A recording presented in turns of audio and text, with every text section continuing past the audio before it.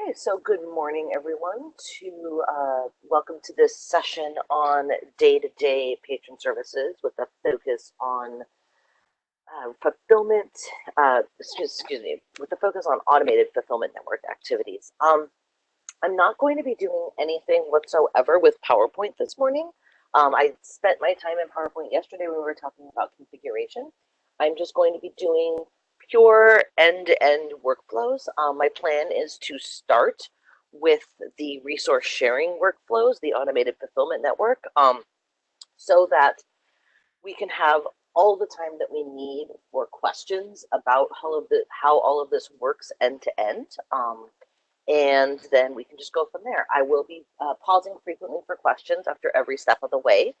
So please feel free to put your questions into the Q&A section so that Ben can handle and manage that. Ben will be doing the question wrangling for me and will be asking questions as they come up. I'm pretty interruptible. So don't feel that you need to type your questions only when I pause, type whenever, and Ben will do the wrangling for me. Okay, so today we are going to be working with two institutions. We're going to be working with DePaul and with Aurora because I need somebody to be a lender and I need somebody to be a borrower. So in this whole situation, ARU, which I believe is Aurora, is the lender, and DPU, which I believe is DePaul, is the borrower. So what I have done is I've got DPU's Alma up in a regular interface of a browser, and I have Aurora up in an incognito window, because if you are having multiple Almas open at the same time, you need to either have them open in separate browsers or utilize the Chrome incognito window. You should never have the same Alma open in multiple tabs. That will cause Alma to get very confused about caching and things like that. So never, never, never in multiple tabs. That's just a little plug there. Okay, so I'm going to go ahead and I've got DePaul University's Primo in here. I'm going to sign in as the DPU user, the AFN user. So we've got here this AFN DPU test. If I click over here on the right-hand side and go to the library card, I can see that I, as this AFN test user, have, I can see what I have out at DePaul University.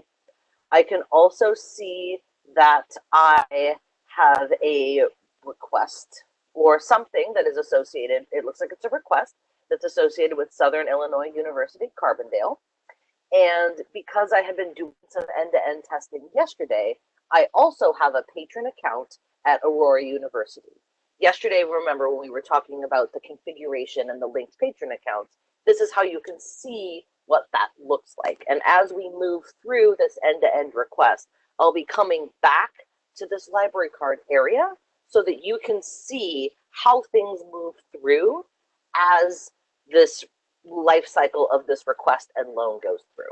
But you can see that as this user, I have patron accounts at institutions, well, 3 so far. As things go, if I request from multiple different institutions, this list could end up being larger because I will have an account at each institution I'm associated with. I'm going to pause to see if there's questions on this piece specifically before we move on to the actual requesting flows. Sometimes things crop up with this.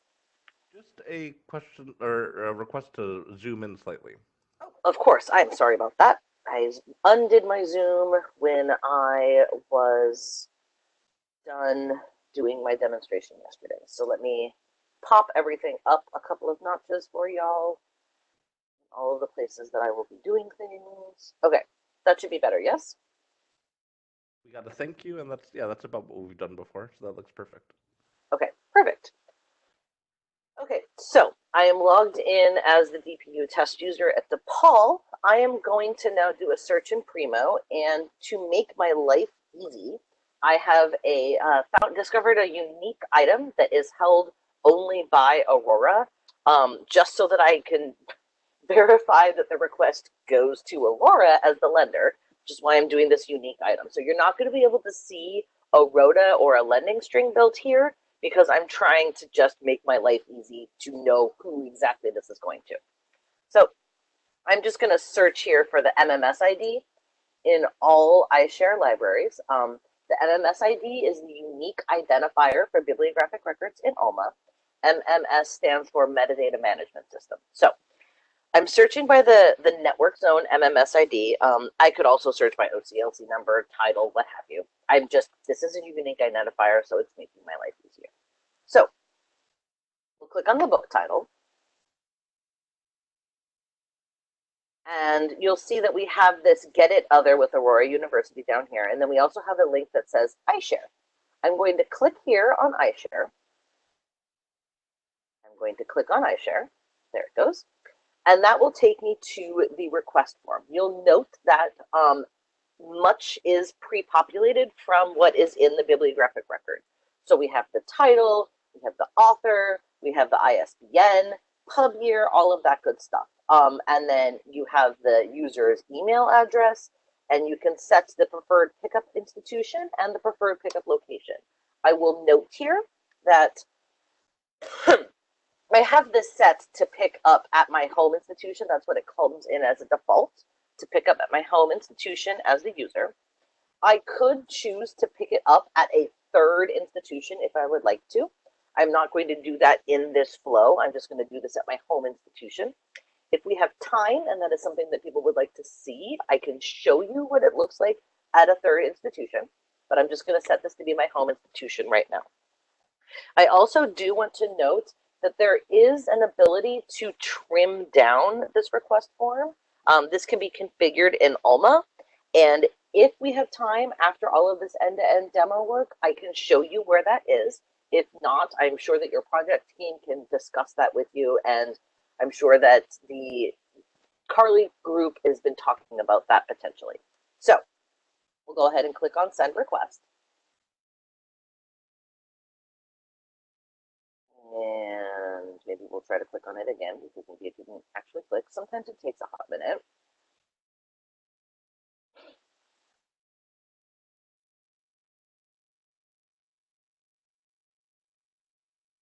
There it goes. Now, because I was impatient and clicked a few times, this is actually good that I did that, because you'll note that it says failed to save the request because patron has duplicate requests. That's because I got impatient and clicked on the request button a bunch of times because it was being slow. So Alma will block those duplicate requests. If I go into the account here now, and I go to my library card, if I look at Aurora University here, you can see there is my request. So it let the first one go through and then blocked the subsequent times that I was being impatient and clicking requests. Okay? So that is the patron side of placing a request. Questions on that? There were a handful of questions. The last two, I think we're going to follow up with CARLI, and um, they were just, is this form customizable, and can we change the verbiage for digital and photocopy in that request form? So I think we want to do some testing with that down the road, unless you have experience with that, Megan. The request form itself can be customizable, yes, and that can be done on an institution level. But I generally, my own personal feeling is that everybody should agree how it should be customized, because then it's a seamless experience for all patrons across the consortium. But that's my background in the Orbis Cascade Alliance coming through, where I'm just like, everybody should do things the same. Yeah, and that's somewhat my thinking as well. So we will. I wrote that down as a follow up with CARLI for the next few weeks, and I'll talk with Debbie about that this Thursday and Friday. Um, there was another question about the screen you're on now. So does a user need to toggle between their patron accounts in order to see what they have per institution, or can they see everything with their home library selected? I will go into the home library. So you can see that the requests, we'll see how this goes through, but I'm almost 100% positive that once this request for the reflections on the transformation of industrial Aurora. Once that becomes an actual loan, it's not going to appear on the home institution. So patrons will need to click into the actual other institutions to see their loans. I'm almost 100% positive that's how that works, but we'll go through and we'll come back to the screen as we work through every iterative step of the process, and you'll see how things look. There were just a handful more questions. We did get quite a few. So some other customization changes. Can the phrase "my library card" be changed? I believe that's possible, but that's another thing where we'd want some agreement so it's not confusing between institutions. Right. So what I'm gonna so what as far as the questions go, what I want to sort of lay as a baseline is that questions on the way that Primo looks and feels, I would like to defer to Primo conversations and trainings and things like that, and focus exclusively on the functionality. So like labels of things in Primo and stuff like that, I'd like to defer because I think that we'll get cluttered up in our conversation otherwise. That makes sense. The rest of the questions are either about Primo or where folks will see the list of items loaned or requested from different institutions. And I know that you'll be showing that network activity tab in Mhm. Alma discussions. So I think we will table that for later, but we will show where you can see loans from other institutions for your patrons in Alma in a moment. So I think Yeah. all the rest are either about where folks can see those cross institutional loans and primo questions. So we can move on.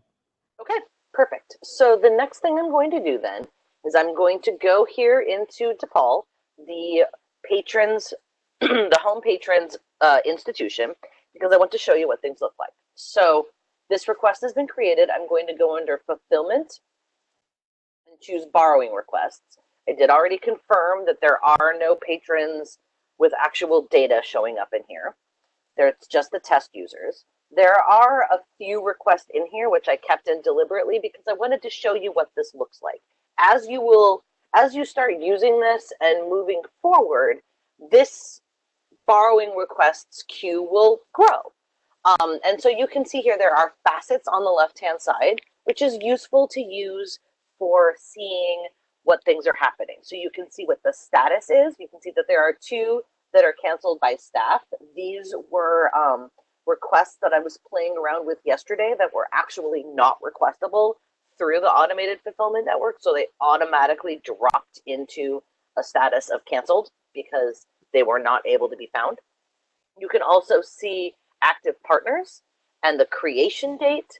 So there's a number of facets that you can use to see how things are looking. So I just wanted to show you what this looks like so that you can see, and we'll watch as things move forward. So here is our request right here, the reflections on the transformation of industrial Aurora. If I click on edit, then at that point, that you can see details of this request. So this is where you can see if there had been more than one institution holding this. This is where you could see how the lending string had been built. Oh, Alma needs a little bit of coffee this morning. It's being super slow. It's going to be really great for the demonstration.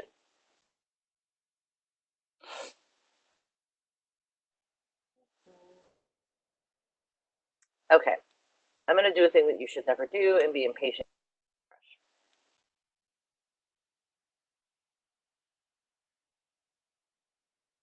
And is my audio okay? Is it just Alma that's being grumpy? It looks that way. Your Okay, audio sounds fine. perfect. So let's go back into borrowing requests here. Maybe doing that made Alma not be freaked out. Okay, perfect. Okay, so you can see here all of the information that came across from the metadata. You've got the request attributes. All of this is created automatically. I just wanted to show this to you. You can also see on the history tab the history of the request. So you can see that you had the partner selected. of Aurora, and then the locate, after the locate happened, then the request was sent to the partner, and then we sent it off to Aurora. On the Rota tab, that is where, if there were multiple institutions that were available to fill this, this is where you would be able to see that lending string, because this is a unique item only held by Aurora. There's only one here.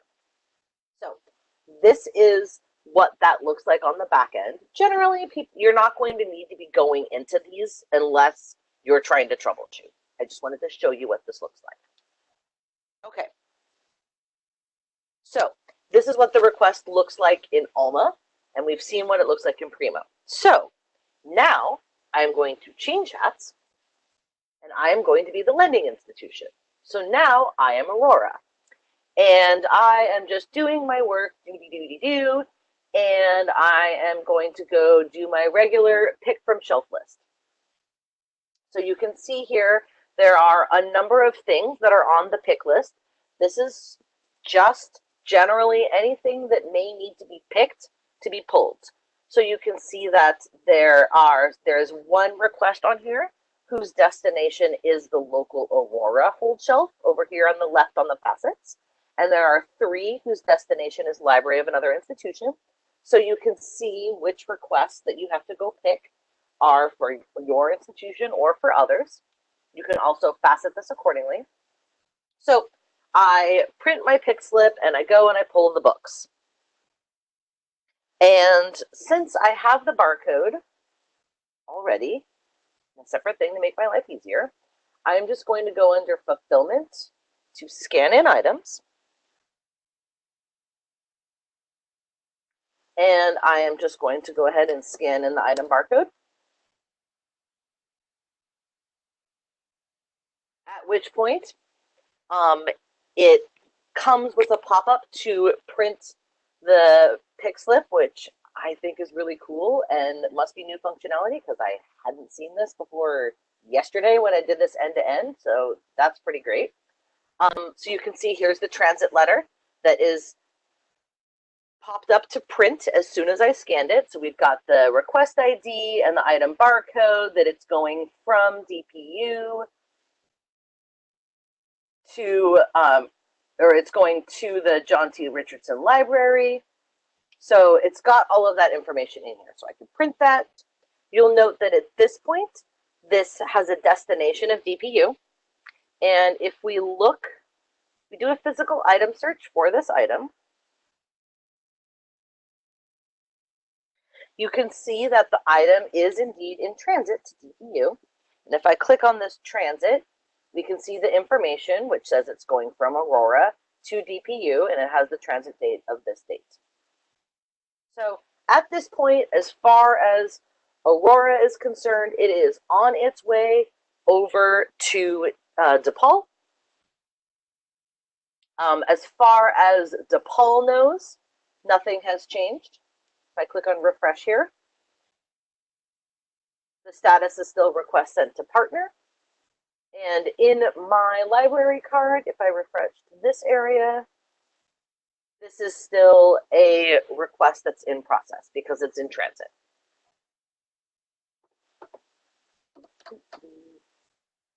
Possibly I should not have refreshed, but we'll see what happens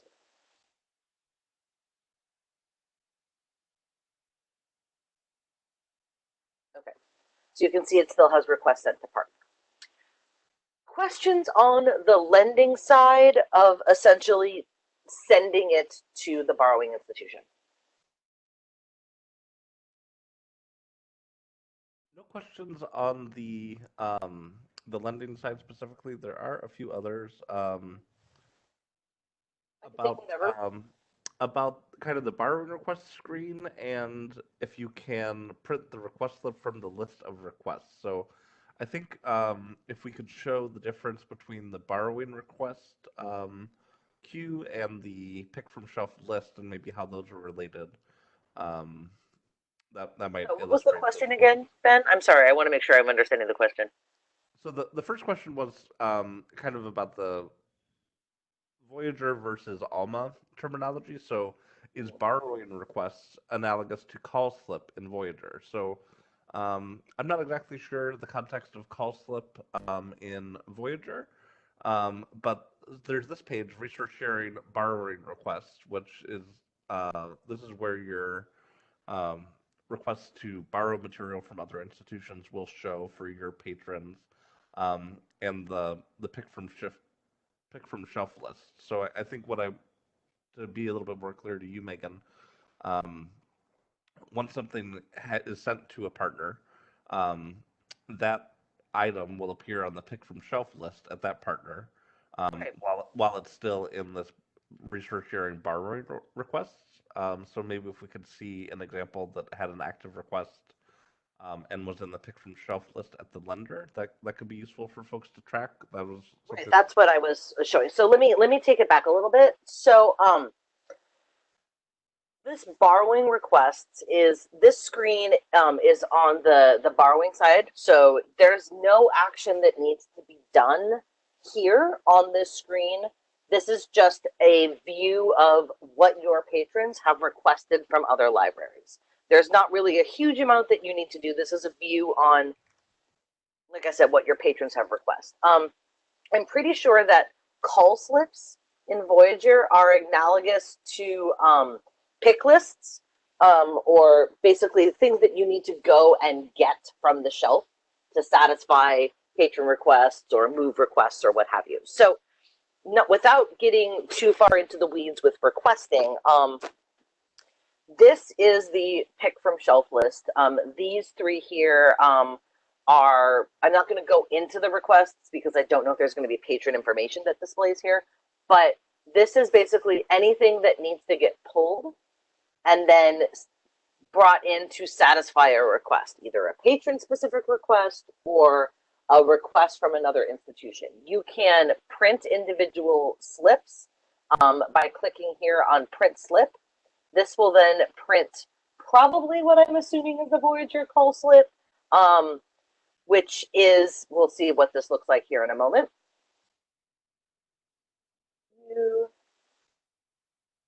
And I might close this real quick if there's patron information. But it essentially displays the, yes, there might have been information, so I'm going to close that real quick just in case.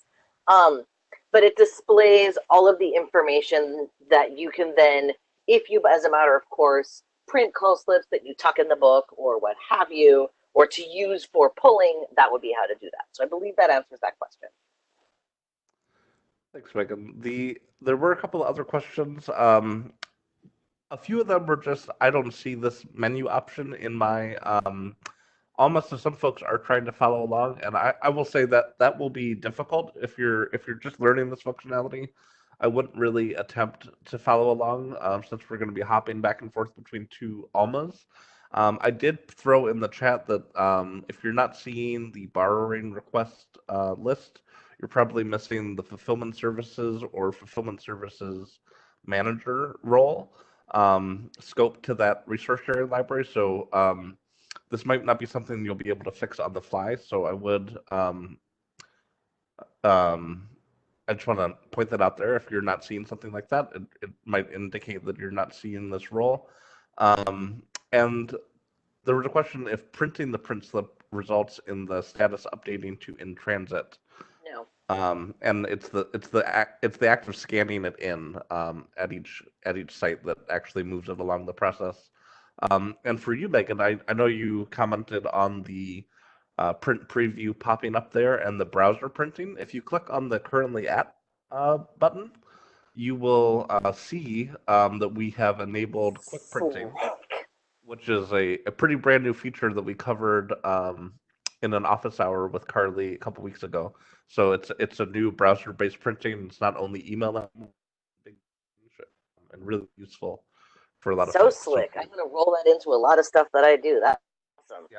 So if you missed that session a couple weeks ago, I would encourage you to go back and watch the CARLI recording. And there was one last question: if these print slips were customizable, and they absolutely are. They are just another letter, which is another topic we covered in the last couple weeks. I think it was the same session. Maya talked about quick printing, and Bradley from CARLI talked about customizing letters. So this is customizable at your institution. So just little clarifications there. So I think we can do some more examples. I don't see any new questions. Okay, let me think back to where I was then. Okay, so we have now sent this off to DePaul. So now I'm going to go back. Oh, the other thing I was going to say is if you are at Aurora or DePaul and you're trying to follow along, please don't use this example because it's going to really, really mess me up. Thank you. Okay, so I am now back at DePaul, and so I have gotten a bag of books from the courier or something along those lines. I've gotten a bunch of books that have showed up. So at this point, I'm going to go into fulfillment and choose scan in items, at which point I will scan the barcode. And when I scan this barcode, at this point, the item is going to go onto the hold shelf for the patron. Svetlana has just gotten an email letting her know that it's on the hold shelf. And if I go into Primo to look at this request status, it will show that it is now on the hold shelf for me. So we've got it here on the hold shelf. If I go into here and look at Aurora University, you can now see that it is a consortial request on the hold shelf. If I go into DePaul, you will see that it has dropped because as soon as the item has been scanned into whatever the pickup institution is, at that point, the item that, or the institution that owns the item, in this case Aurora University, controls all aspects of the circulation. So while it's sitting on the hold shelf at DePaul, as far as Alma is concerned, it's sitting on a virtual hold shelf for Aurora University, because Aurora controls all aspects of the request and the loan. So that's why it's dropped off DePaul and now is living in Aurora. Questions on that?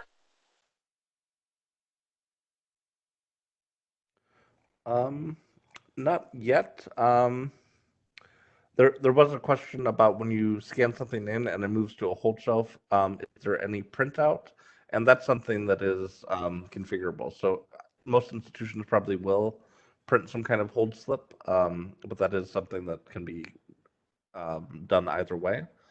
There's another question: can you set a delay time to the hold shelf? And that is a general feature that is available for hold shelf processing. So, yes, for both of those questions. Unless you have anything to add, Megan. No. That's it for now. Okay. The other thing that I wanted to show is if I redo this search here in Aurora, now you can see that this item is on the hold shelf. And if I click into the hold shelf, you can see it is at DePaul in the JTR Access Services desk on the hold shelf. So Aurora knows it's on hold. DePaul does not know it's on hold because Aurora handles it. So now I've gotten my notification. I'm going to check this out. So now I'm going to go into Manage Patron Services. I am going to search for my user.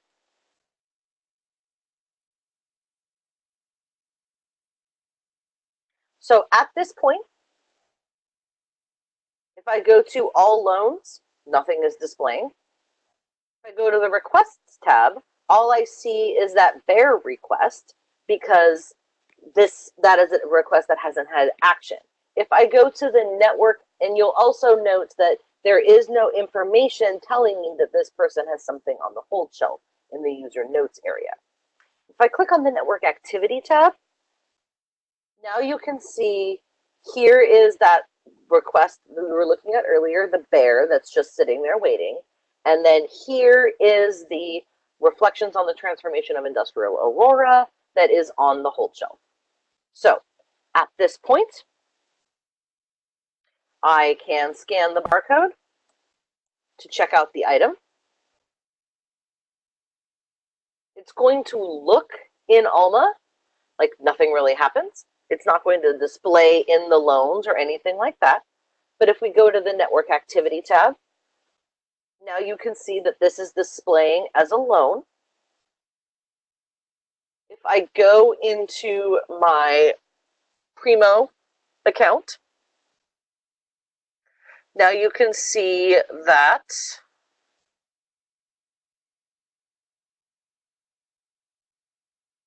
that's interesting. What I'm trying to show you is that you can see that Aurora has a loan, but it is not doing what I expect. There's some sort of weird caching thing on Alma, or in Primo, so that's fun and exciting. Let me just try this again one more time, and if it doesn't work, I will tell you that it should be appearing here, and I'm not sure why it's not. Okay, there is a weird thing happening there. But if we look in Aurora and we redo this physical item search, now you can see that this item is indeed on loan to the DPU user.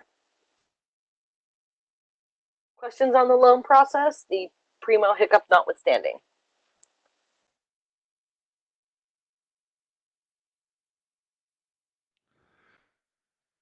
Nothing in the chat. Okay. The other thing I wanted to point out is if we go into the borrowing requests, now you will see that there are only 3 borrowing requests, because as far as the borrowing requests are concerned, this is complete. So if I change the filter to be completed, and then I do a search by title for, what was that title called?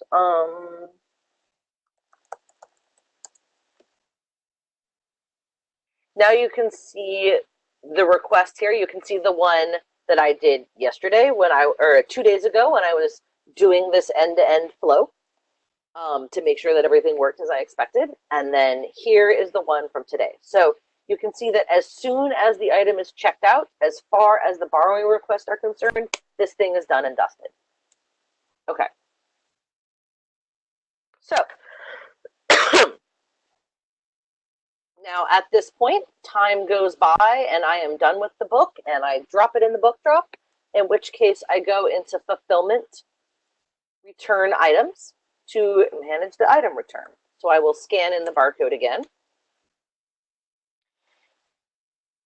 At which point we get a pop-up that says, hey, this thing needs to go home to Aurora University. So we say, great, awesome, I would love to send it home. At this point, it is dropped off of my account as a loan if it had appeared there in the first place. And if we go here and we search for this physical item again in the lending institution, now you can see it is back in transit to my house. So then I go to scan in items in the lending side, scan the barcode. Once it comes back to me, and at that point it is back on the shelf. So that is the end-to-end flow for requesting something through iShare. Questions on that? There were a couple questions. One has a correction, so I hope I'm interpreting this correctly. I think Melissa is asking, how does the borrower manage books that are in their possession if the documentation is in the lender institution? So I think it sounds like, so if the question is, how does the borrower manage?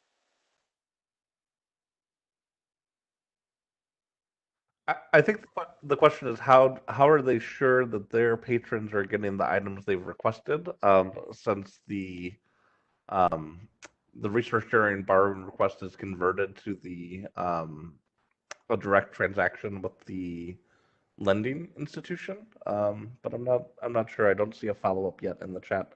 There are quite a few questions below Okay. that. So let's go ahead and move on and see if there's a clarification that comes in for that one. Okay. Another question about Voyager. In Voyager, we discharge an incoming book to route it into the borrowing library. Do we check out the book and route it in Alma? So I think there's a need to go back over um, the scanned-in items page. So when we pick something from the shelf from the item owning institution, you'll get a notice to what institution it needs to go to.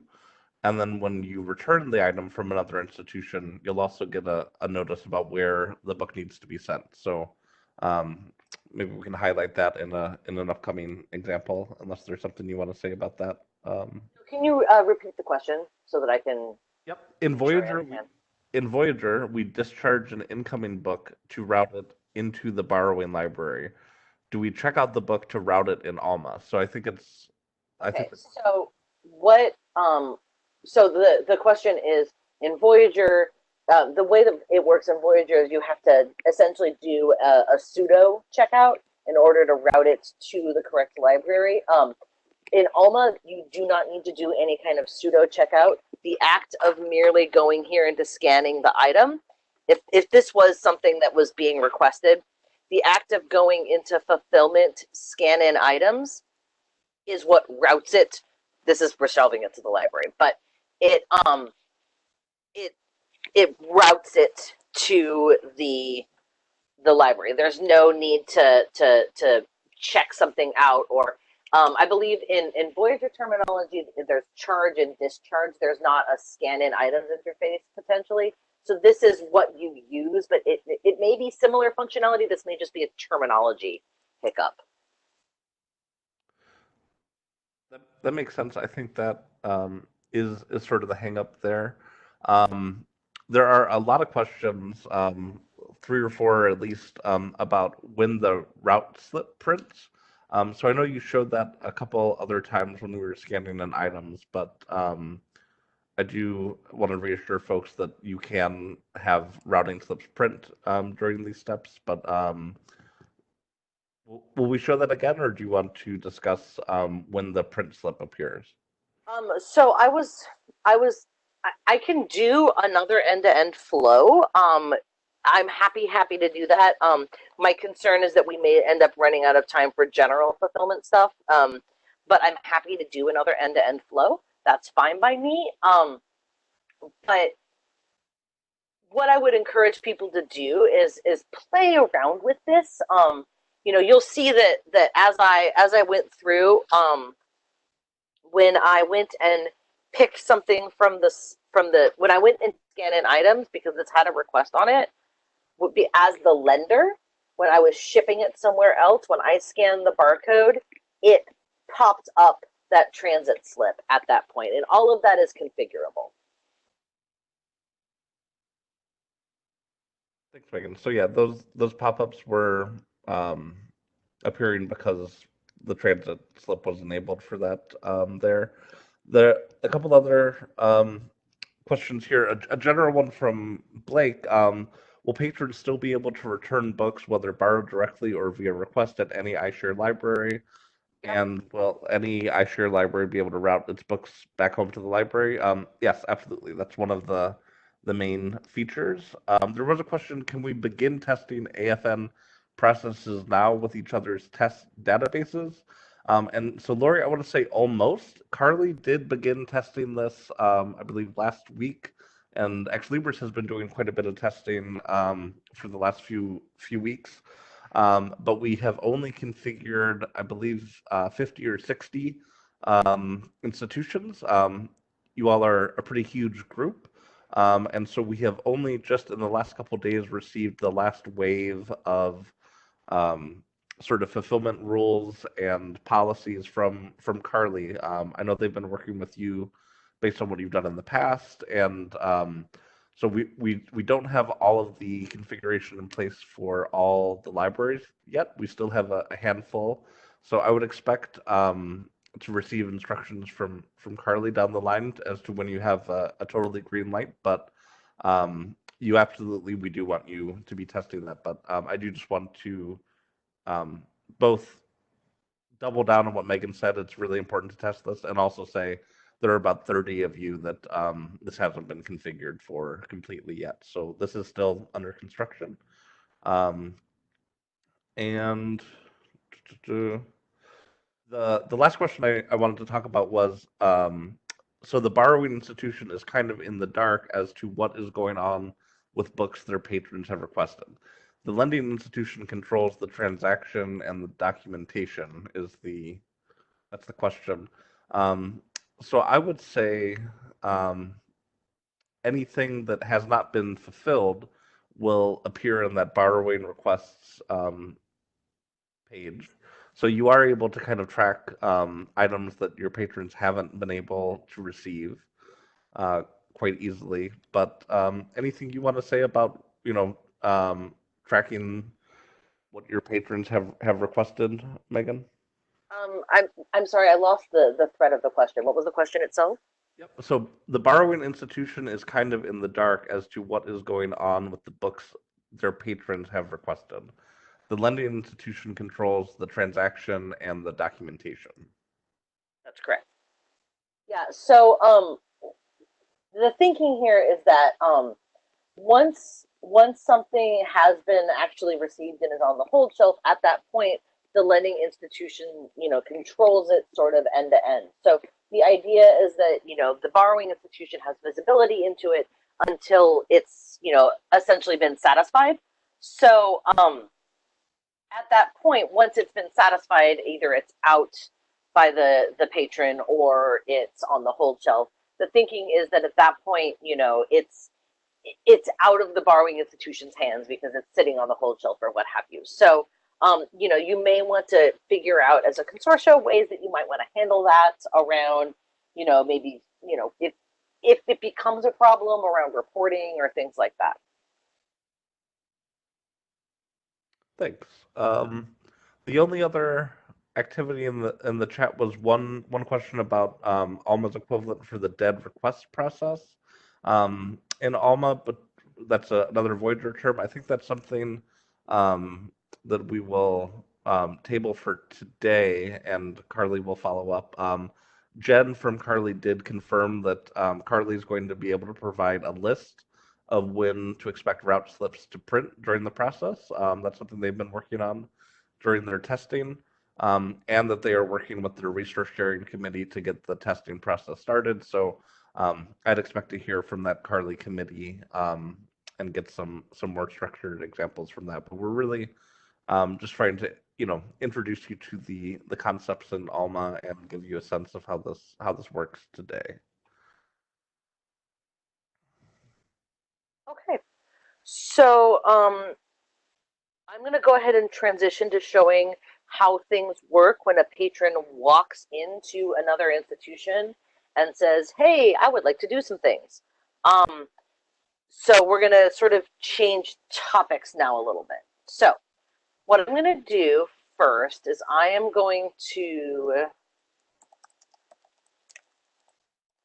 search for this user in Aurora. So we have Xavier Ex Libris. This is a user I created in Aurora for demonstration purposes. You can see here we've got a primary identifier I put in. There's a user group. We've got a purge date, an expiration date. And in the contact information, there is an address and an email address and all that good stuff. Okay, if I log in as my Xavier,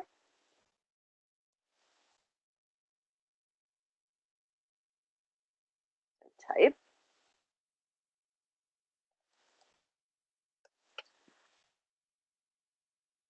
So I can see here as Xavier that I have an account here in Aurora, and because I was playing around with Xavier earlier, I also have an account in Milliken because I walked into Milliken and checked something out there. This is how you can see how things look. I walked into Milliken and checked something out. Look, there's a loan at Milliken. So there's proof that it works. Okay, so I have now walked into DePaul and said, "Hello, I am Xavier and I'm a student at Aurora and I would like to check out some books, please." So at this point, I check on find other in institution, or excuse me, find user in other institution, and I choose Aurora. And then I bring in the primary identifier. I scan them in. click on Find User, at which point Alma pings Aurora and says, hey, do you have this user? And then Alma says, and are they allowed to be a user in my institution? And Alma says, yes, and here is their information. And so the way that the user is brought over is according to those linked account rules that I showed you yesterday. So you've got the first name, last name. A different primary identifier is auto-created. The user group is given as the iShare user group. You'll note that the expiration date is the same as what I set in Aurora. You have the email address and the regular address came in, at which point we'll click on Update User. And then Xavier can then check things out here. So I don't have another barcode handy. So I'm just going to do a search for something generic.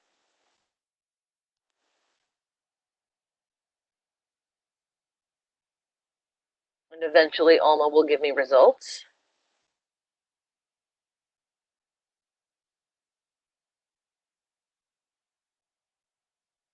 Great. This looks like it's in place. I have not done my due diligence to make sure that this works. I'm just picking something.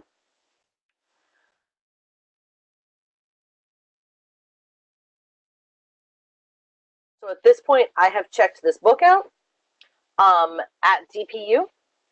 And in Aurora, if I bring up, so if I refresh this screen, now you can see that there will be Aurora, Millikan, and TPU. And if I go into manage, which I will do as soon as Primo comes up. So now you can see here's Aurora, here's DePaul, and there's the loan that I did, and here's Millikan with that. And if I go into manage fulfillment activities, since I'm in this user record already, and click on the network activity tab, now you can see there's the checkout I just did at DePaul, and there is the checkout that I did at Millikan. So that's the process of if a user walks into a library and says, hey, I would like to check things out, please. It is essentially the same thing that happens if they were to place a request. Their user account is created in the partner institution. Questions on that? We got a couple questions about blocks. And so I confirm that blocks can be copied from the home institution. The question was, will we be able to see if a student has any blocks at home? There's a question, is the patron identifier from the home institution used in the future at the block-in institution? Yes, thank you for asking that question. And the answer is yes. So if I clicked done, and then a week or so later, Xavier said, hey, I'm back, we would choose Aurora University and scan that identifier barcode on their card or what have you. When I click on Find User, at this point, because the user has already been brought in, I don't need to go through that update user information again. I just am taken directly into the patron record, just like a standard circulation. Thanks, Megan. The last question actually came in before the others was, what would it look like if the user did not have borrowing privileges, was blocked, or expired? And I know you talked about this yesterday during the configuration sessions. We can restrict any users from participating based on their user group at their home institution. If they are blocked or expired, that they will also be blocked. And when we are setting the linked account rules, we can also decide how we're going to copy expiration and purge dates from users at other institutions. But it looks like you might have an example, Megan, so I'll let you talk. What I was just going to show, I just mashed in numbers here. What I was going to show is what it looks like if somebody, because an identifier that doesn't exist functions the same as a user who does not have permissions. So because they are we were talking yesterday about configuration, if they were of the high school user group, for example, or a user group that does not allow to have iShare privileges at other institutions. Mashing in a bunch of numbers does the same thing. So let's make this really long. So if I click on that and I click on find user, you will get a message that says that this user was not found in Aurora University. So that message of user blah, blah, blah was not found in Aurora University will display if that's a restricted user too, because they're blocked or what have you. So that same red pop-up there. Mm-hmm. Great. One other question came in. So Alma can't automatically tell which institution they're from when scanning a barcode. You have to choose the institution from a drop-down menu and then scan the barcode. And I actually kind of want to handle this one, Sure. Megan, because there was new functionality added. Um, and I believe Carly asked us to do this before we even started the project. The reason we're seeing this find user in other institution option is because there are some institutions that have non-unique patron barcodes at this time. But if we are able to sort that out with your existing data, it is possible to just scan in their identifier, assuming it is unique across all institutions. So I know some of your user identifiers have prefixes at each school, and that really makes it quite easy to have unique barcodes across the consortia. So that's something we did test with the Vanguard phase with the 5 institutions that migrated in the summer. And that feature was working pretty well. So where we weren't selecting the institution there and just scanning the barcode, and it was finding unique barcodes across the institution. So this may or may not, this dropdown may or may not remain, depending on um, resolving those unique identifiers for your users. So that's why it's here, and this is another thing that may change in the future. But for now, during the testing phase, we are using the lookup institution feature. And then there was one more question about Primo, but I wrote in the Q&A that we're going to address that later. So I think we are caught up on, actually, as soon as I said that, a couple came in. Um, Once a patron from another university returns after an account has been created on our system, do we check out the same way of looking them up from their home library as we did with the initial checkout? So I think you talked about that before, Megan, but we could use that same Xavier to show So that again. because of the unique identifier, so as I said, Xavier, when Xavier comes back and says, "Hey, I'm back. I want to check some more stuff out," we would just scan the barcode again, and that then takes us to the screen, and it functions exactly the same way. So then at this point, it almost functions like your regular fulfillment activities. You just have found him in Aurora, and now I can find something else and check something else out to him. So the functionality is the same.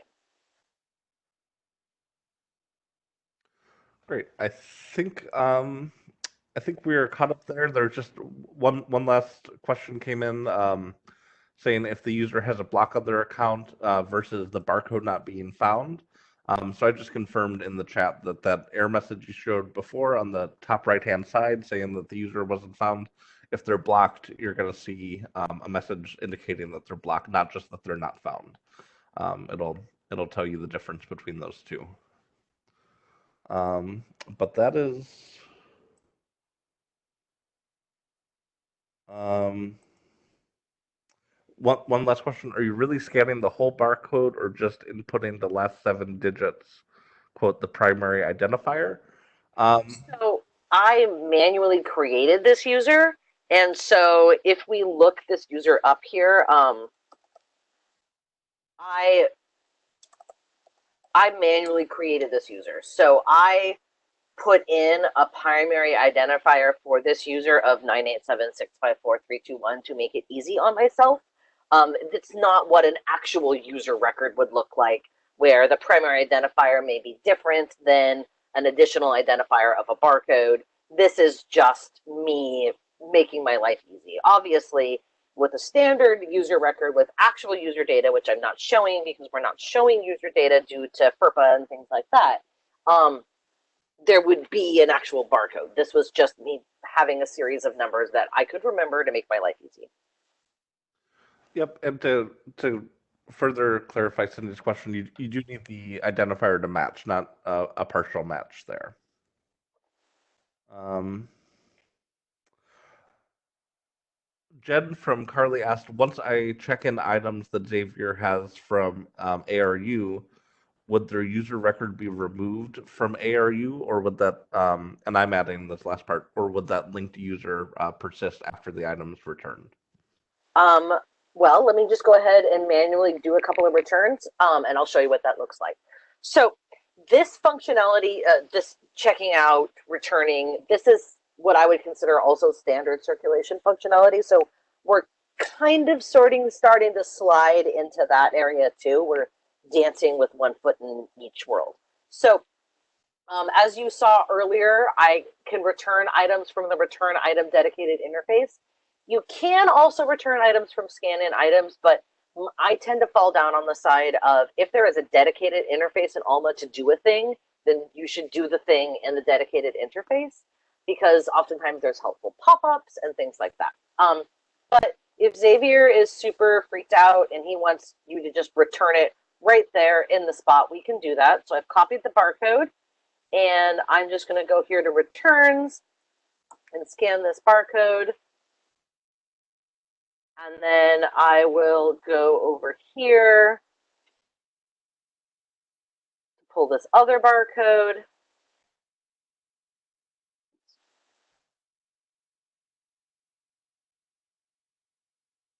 And scan this barcode. Oops, I didn't copy the whole thing. There we go. And so now Xavier has nothing out on loan. Everything's been done, but the account still remains. If I was to click on done and then go back in, I would still be able to find him. If I go into the My Library Card area and it decided to refresh itself, I hope it didn't kick me out. It totally did. Let me log back in. It would help if I was in that screen when I was trying to type.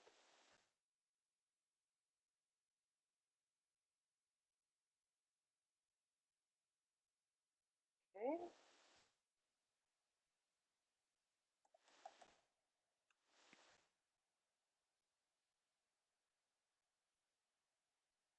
So now you can see he still has a relationship over here with Aurora. There is just nothing out on loan. So it still exists until that user is actually purged from the system, which is a process of running a purge.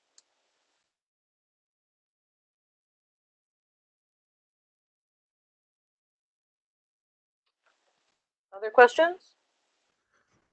None in the chat for now. Okay. So then let's just continue going on here. I'm going to transition now to talking about sort of what I would consider traditional circulation. So I want to sort of open it up for any other questions on the end-to-end fulfillment network or walk-in patrons before I transition into the more traditional circulation activities.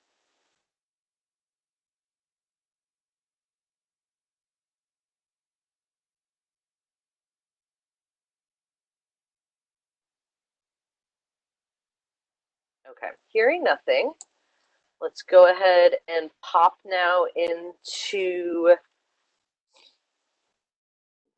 Milliken, right? Yes. Okay, I'll get logged in.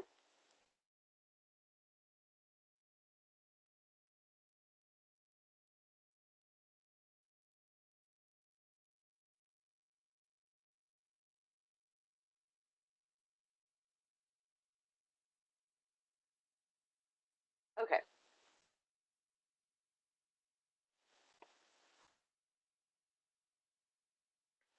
So I'm prompted to choose where I am currently at. So I'm going to choose the Milliken circulation desk.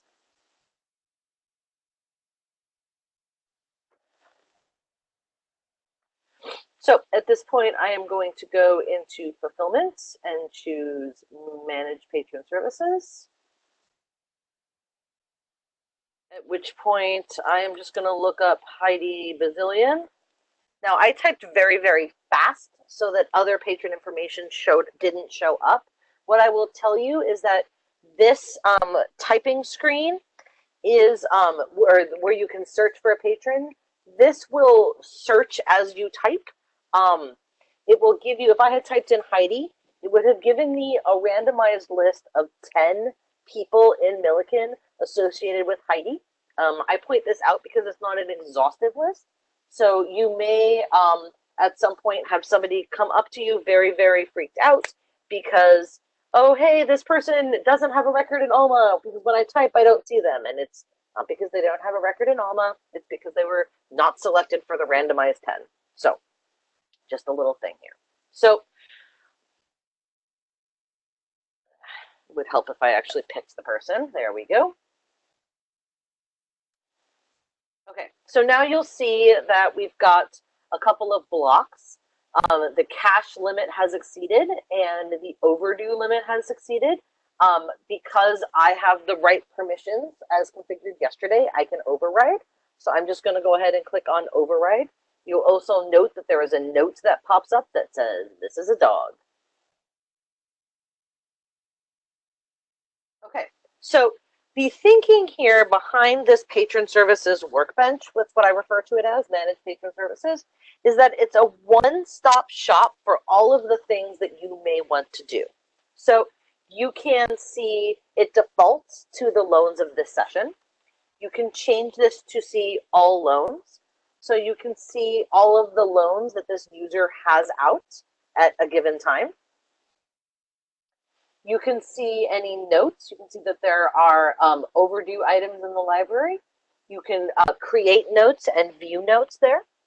So if I click on edit notes, this takes me to the user record, to the notes tab, where I can see the various notes.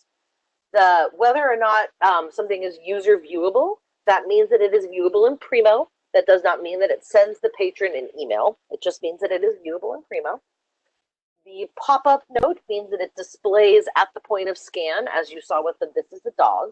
If I clicked on add a note, you can see here that we've got the user viewable checkbox, the pop-up note checkbox. I can put in another note.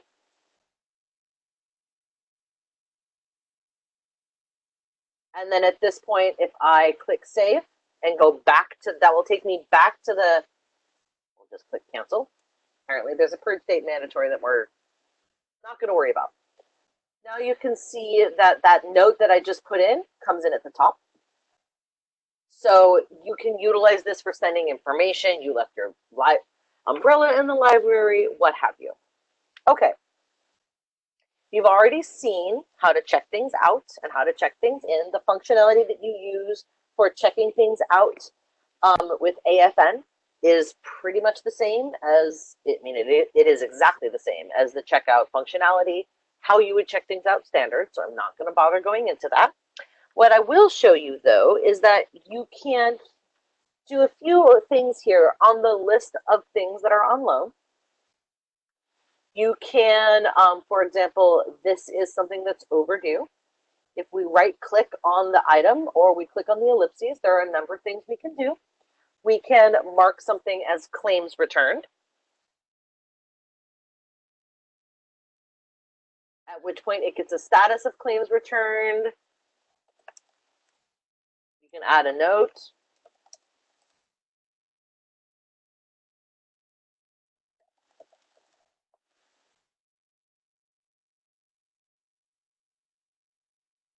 And at this point, we have this as a claims returned, and there's a loan notes down here. So if we go in and we can choose view notes, which gives us the ability to view the notes. Here's the note. She totally swears that she brought this back. We can also renew things. So I can either check on one box, or I can check on a couple of boxes and choose renew selected. I can try to renew everything. And depending on the terms of use and how things are configured, it depends on whether or not it renews. So it looks like these both correctly worked. So we've got those loans happened and are just fine. They are now renewed with the due date now of 11/15, or excuse me, 1/15. Okay. So the other thing that I would like to point out is if, for example, somebody comes up to the desk and they bring a book and the cover's torn, or there's something wrong with it, and they say, this book's a little messed up, but I still want to check it out. And you decide, okay, cool, I'm going to check it out to you, but I want it to go back to technical services for repair after you check it in. You can queue what's called a work order onto a loan in order to be able to do that. So once you've checked it out, I'm just going to pick something that's already been checked out here to make my life easy. But if I right click on this item and I choose work order, this then gives me the ability to queue a work order for it to go to the back of the house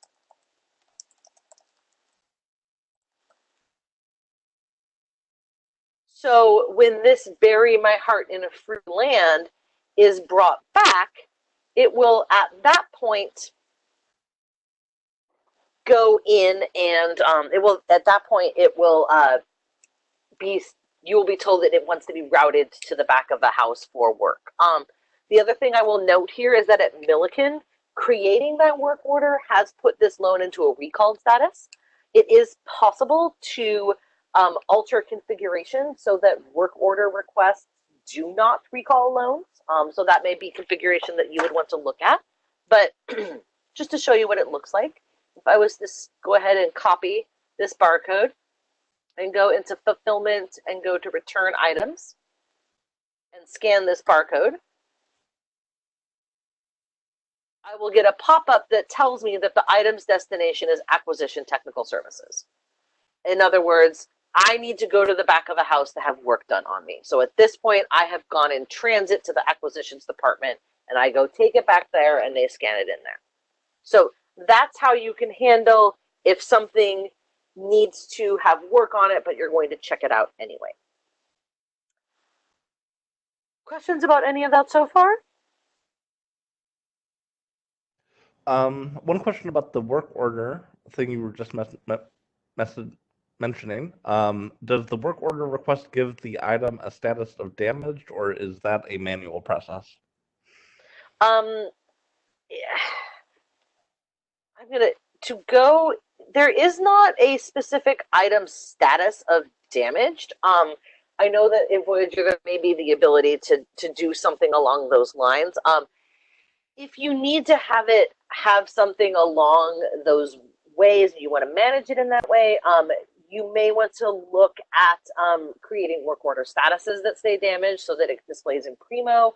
You can create a note that causes it to display in Primo, but it doesn't do, there is no overt, it marks it as damaged. There's workflow choices that you can make that I'm not going to go into because it's a larger discussion, but there are workflow choices that you can make to solve for that. It depends on where you want that information to display. Yeah, and it seems like there are some follow-up questions there, but it's really kind of a separate topic about how we are going to configure work order departments. So I think we're going to table that rather than change topics since we've already covered a lot of info there. Um, there were some questions also about personal delivery, which I don't want to cover today since that's not configured in any of these environments, but um, apparently that's an important thing for several libraries where they do send items to folks' homes and offices. So that is something that we should work on early in the new year to get configured. But that, again, is not something we're going to talk about today, but it is personal delivery is well supported in Alma. Um, but there have been a lot of requests to look at the all loans screen and the network activity tab again. So maybe we go back to Heidi's user. Um, I think the questions were, does it display all the network loans as well in the all loans screen? So I think showing, what things she's loaned from the network versus the all loans locally would be helpful. Sure. So, loans of this session versus all loans, that only displays what is in your institution. I don't know if Heidi Bazillion has anything checked out network-wise. Um, there is nothing. So, I can go over here to Xavier and show you here how that would look, because he does have. Oh no, wait, Xavier, it lives in this institution. Sorry.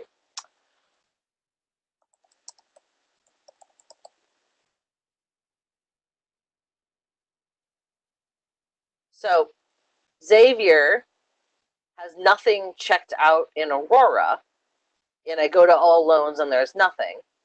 And if I go to the network activity tab, there is the loan that he has at Milliken. So the all loans display is only loans of your institution. Loans at other institutions display in the network activity tab.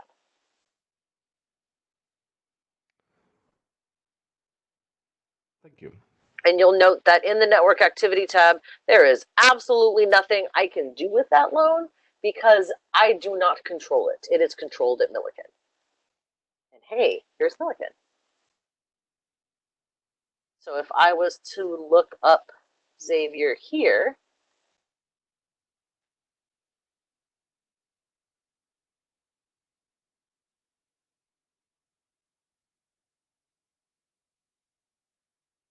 now you can see in all loans that here is the make or break year checked out. You'll also note that there is not a network activity tab because this is not his home institution. So because he is a visiting patron at this institution, I cannot see his loans at other institutions.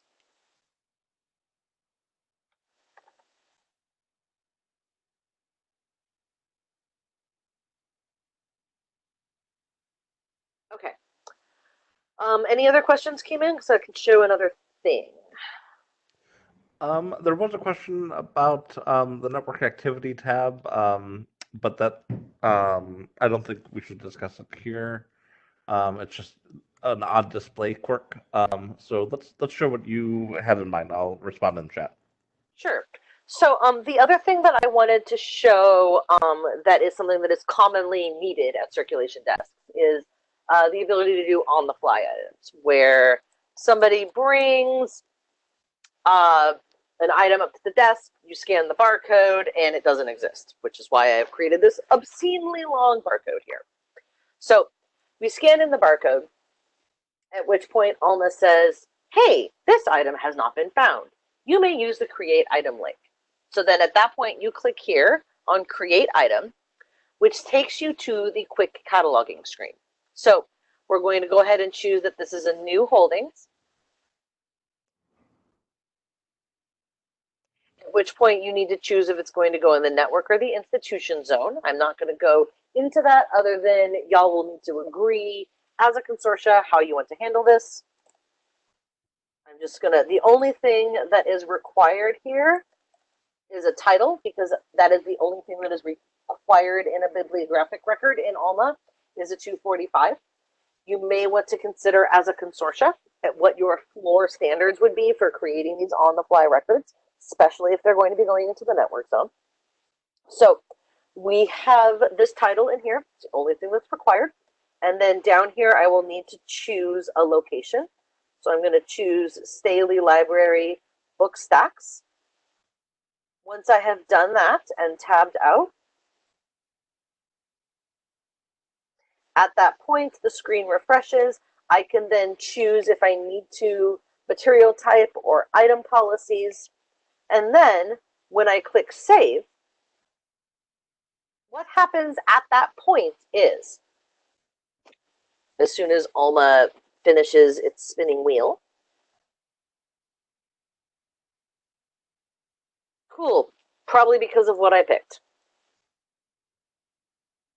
I'm just going to overwrite it so I can show you. So at this point, the item has been checked out to my, oh, it's probably because it's a iShare user that it caused the thing. I should have used a standard user. At any rate, um, once I create that bibliographic record and create the item on the fly, at that point, the item is created, it is checked out to the patron, and a work order is queued on that item so that when the patron returns the item, it will go to the back of the house for full cataloging. So all of that happens automatically as soon as you do the on-the-fly creation. So there's no need to remember this is an on-the-fly item and it has to go to get cataloged or whatever. Alma handles all of that for you automatically. Questions on that functionality? None yet, but if you stay right on the screen, we can talk about a nice question that just came in for walk-ins. Is the patron's barcode random, or is it the same format as the patron barcodes at the institution? So I will say that the linked user ID created for is probably not going to be known to the patron or anyone really, but you can see that the last four digits of the ID correspond to your institution ID, and the prefix may be related, but the barcode itself is rather random, and I wouldn't expect folks to know it. That's more of an internal identifier, and you're always going to use the patron barcode or another institutional ID that exists at their home institution to find them. You could find them with this ID in the. I would say that's a something that would typically be done. That would really only happen during troubleshooting. Anything you wanna add to that, Megan? No, I was just going to say that it's essentially created because user records need to have some kind of a unique identifier associated with them. So it's just randomly created to create a unique identifier associated with that institution. Yep, but you're always going to use the home identifiers to find it. There's a new question. Can a barcode be updated on an existing item record at the point of checkout in the event the barcode isn't being recognized, but I know it's in the catalog and it's not really an on-the-fly item? So that is directly So related to your last example. yeah, if I was to do this instead and choose create item, and I say, no, no, this is totally in the system, then I can choose the holdings type of existing, at which point I could search for, well, this just showed up, so I picked it. I could search for the title, and then this essentially is creating a new item associated with it. So if it's an example where, um, eh, this is me changing my mind about what I'm going to say. If you know it's in the system and like the barcode just fell off and you need to put a new barcode on or what have you, um, if you have a physical item operator role, you could just go into the item and edit the item there to add the barcode on. Most people at the circulation desk aren't going to have that, which is why we show this create item functionality. Like your student workers aren't going to have the ability to edit items.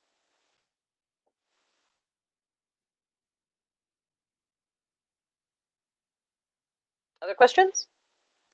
Nope, there's just a follow-up if the barcode was missing, not just damaged, but like you said, it would be the same idea. You could connect it to an existing holding.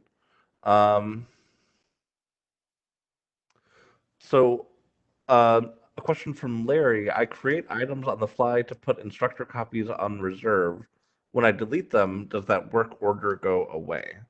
So the process for creating items on the fly for course reserve is completely and totally different. It does not involve this process of create item. When you do the process in reading lists to add a brief, which is the functionality you should use to add instructor held copies, that does not create a work order. So I want to be clear, this process is separate from the process that you utilize to handle instructor copies for reserves. Other questions? Um, Not yet. So I think we got a confirmation that he understood. So I think he'll go test that with that in mind. So thank you. Okay, let's go back to Heidi Bazillion. Okay, so the other things that I want to note here is you can also manually mark things as lost by choosing lost. There also is functionality that you can use to send overdue notices and automatically convert things to lost as well. So we have about 9 minutes, and there's 2 topics that I could cover. So I'm going to defer this to Ben and let Ben decide which one I should do. I can either talk, Ben, about fines and fees and managing fines and fees and paying them, or I can talk about the overdue and lost loan profiles. I know Carly's working on the lost loan profiles, so let's do a review of fines and fees. Perfect. Okay, which is why I went to Heidi. Okay, so you can see here that Heidi has an active balance of $50. You'll also note that there is a $10 fine here on this, but it is not an active balance. So if we click on this active balance here of $50, this takes us to the fines and fees tab. So we have $50 active balance. You can see here is the $50 lost item replacement fee. The reason I'm pointing this out is because if I go back, you'll note that this $10 fine is not going to apply on the record as an overdue until the item is returned. So overdue fines in Alma don't hit the user record until it's been returned. So we'll go here into this active balance. So I'm going to add a fine or a fee to just sort of show you the whole process end to end. So I am going to just manually add a fine, but everything I'm doing from the manual adding of a fine, we can do in general on everything. So I'm just going to add a fine. You'll note that there are a number of fee types that we can add in here. So I'm just going to pick one at random.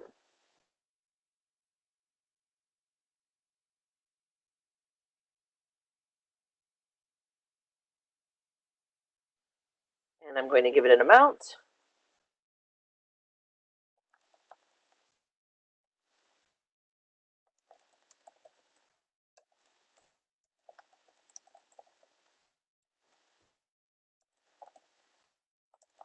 This is a dog, right? Okay, so we'll go ahead and add and close. You'll note that I could have associated it optionally with the barcode. So now we've got this fine in here.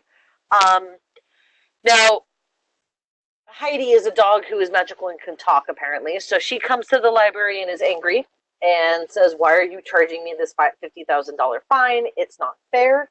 We can, at that point, choose to dispute the fine. When we click on dispute,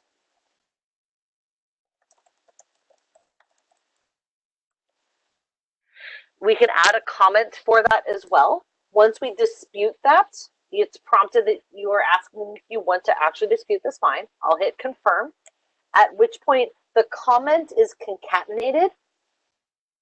It disappears from this because it is now a disputed balance. If I choose the status of all, now you can see here is that fine that's in dispute. There is the concatenated comment here. If we decide that we actually don't want to have this fine in dispute, but instead we want to go ahead and restore it, we can click here on restore, at which point we can also add another note.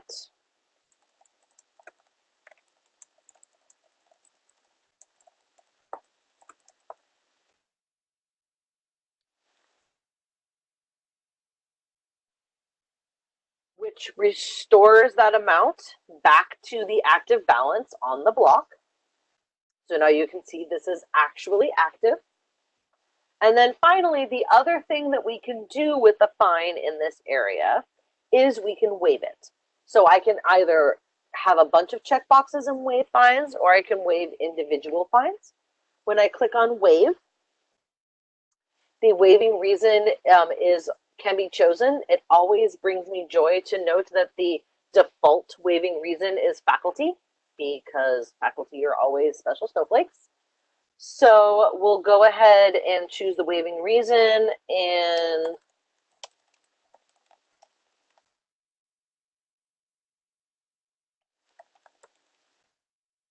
waive the fine, which then closes it out. We're given the confirmation. And at that point, everything is off and it's done and it's dusted. So we can also pay fines and fees. So if I am back at this main patron services desk and the circulation desk is configured to take payment at the circulation desk, if we click pay, then at that point we can pay on specific fines if we would like to, or we can just pay an amount. We don't have to pay the full amount. We can pay a partial payment. The payment methods that show up here are the payment methods that are configured in the circulation desk. So let's say that she just wants to pay what she owes so that she's no longer blocked. So we'll make it be $20, at which point she owes only $30 and will no longer be blocked. So that's sort of the fines and fees functionality. And we do have a couple of minutes for questions. So what kind of questions do we have? There was a question about how you were displaying those options. So I confirmed that you were right-clicking on those to get the menu options to drop down. And then we can also confirm that those same options will appear if you click on the ellipses on the right-hand side. Yes, that's correct. I can either, I tend to not click on the more information tab with the ellipses. I tend to right-click because I just like being able to click wherever I want, but you can either do the ellipses or right-click. Either way will work. And then there was a question about the fee and fine type and status, and how you could filter based on different fines. So the question was, can we see all disputed fines? But I think going through these sorting options will be helpful. Yeah, so you can, under status, you can filter to just fines in dispute, which is not going to give me anything. Oh, there is one. So you can filter only to fines in dispute or fines that are closed. You'll also note that the option to transfer, I believe, I'm almost 100% positive, I may be incorrect, but I believe this will show you fines and fees that have been sent to the bursar. That's right.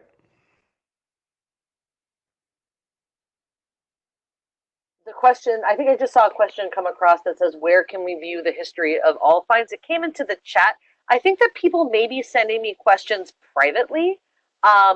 So I can't see if something comes in privately. So my apologies if you sent me, I'm not monitoring chat. So if something doesn't come across the Q&A, but I think I saw one that the question was, how can we see the history of all fines? And the way to do that is just do a status of all, at which point you can see all fines and fees, including those that are closed.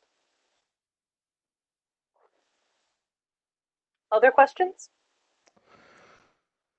There was one question about how fines transferred to the bursar are happening. How does that work with disputing fines in Alma? And I will just kind of say that it is possible to either have a one-way export to the bursar, which once things are exported to the bursar, Alma does consider them handled. It's also possible to set up a two-way communication with your bursar, which gives you a few more options. And Michael, I can send you a presentation um, on that, and we can discuss with Carly anyway how might be using that functionality. But if you do a two-way exchange of information between Alma and your bursar, you do have a few more options to work with that. But that's for another time, I think. Um, no other questions there. Anything else you wanted to say to wrap up, Megan? Thank you. I know it's a challenging topic. We had almost 75 questions, so busy session. Yeah, I had a feeling it would be busy. No, I don't have anything to follow up on. I like I said, I did not have any slides for this session. I wanted to err on the side of just showing everything in Alma. I feel that it tends to be better for people to take in if they can actually see how things are happening instead of talking about theoreticals. So, yep, thank you all for your time and the active conversation. I think it was, I always appreciate it when there's a lot of questions and we can have a conversation about things. Me too, and thank you so much, Megan. I know there's a lot of questions, and we'll help you. So we'll get to testing all this out more soon.